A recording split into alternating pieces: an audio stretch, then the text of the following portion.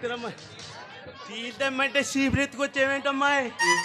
ఎందుకా బూజు తులుపుదామని. ఆ మాత్రం అర్థం చేయలేదా వేండేలు? బూజు దులపటానికి వచ్చి ఉంటుంది అంతేగా లలిత? అవునవును, బూజు తులపడానికే వచ్చా.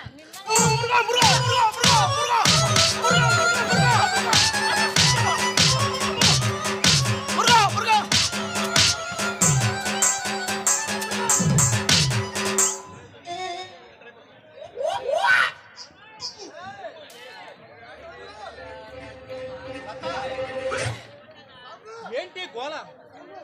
బావా వీళ్ళెవరో పిచ్చి వాళ్ళు లెక్క ఉన్నారు, మన ఇంటికి వచ్చి తెగ గోల చేస్తున్నారు. ఏయ్ ఏంటి ఇదంతా? సార్ నమస్తే అన్నయ్య. నమస్తే సార్. మిస్టర్ ఎవరు నువ్వు?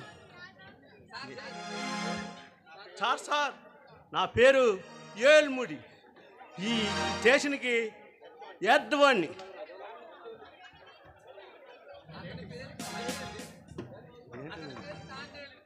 వాడు మావాడేలే.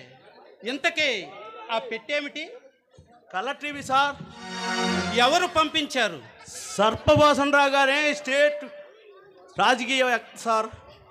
దీంతో పాటు fridge, CCR, cooler. Stop it! Sir తీసుకోరా పెట్టే. సార్ తీసుకో. ఆగో.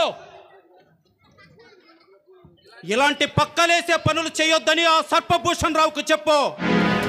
నీతిని ఊపిరిగా, న్యాయాన్ని ప్రాణంగా భావించే ఇన్స్పెక్టర్ విజయ్ అని చెప్పు. ఇలాంటి బచ్చా పనులు మరొక్కసారి వేస్తే చొక్కా పట్టుకుని ఈడ్చుకొస్తానని చెప్పు. వెళ్ళు. సార్ చూడు, వాడు మనుషులు గాని స్టేషన్కి వస్తే నాకు కబురు చేయి. అంతేకాదు, ఇంతకు ముందు మీరు ఎలా ఉన్నారో నాకు తెలియదు. ఇక నుండి అందరూ సిన్సియర్గా ఉండాలి. ఎవరికి భయపడకుండా మీ ఉద్యోగాలు మీరు చేయండి. సరే పద, నేను స్టేషన్కి వస్తున్నా. రే తాండ్యాలో, ఈ ఇల్లు నిజాయితీకి నీతికి మారు పేరు. ఇక్కడ ఉండేది న్యాయం, ధర్మం. దానికి తగ్గట్టుగా నడుచుకోవాలి. Latha, I will meet that Sarpabhushan Rao immediately.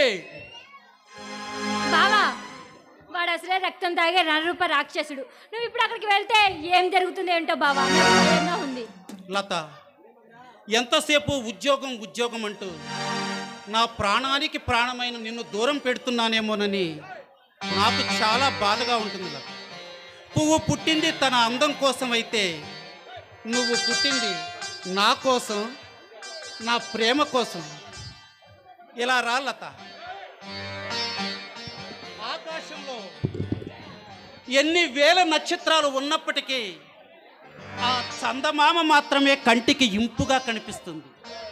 అలాగే ఈ భూలోకంలో ఎంతమంది కన్యలున్నా నా కంటికి నీవు తప్పితే ఎవరు కనిపించడం లేదు లత, కనిపించడం. నిజమా బావా? అవును లత. పాట ఎన్ని ఎల్లో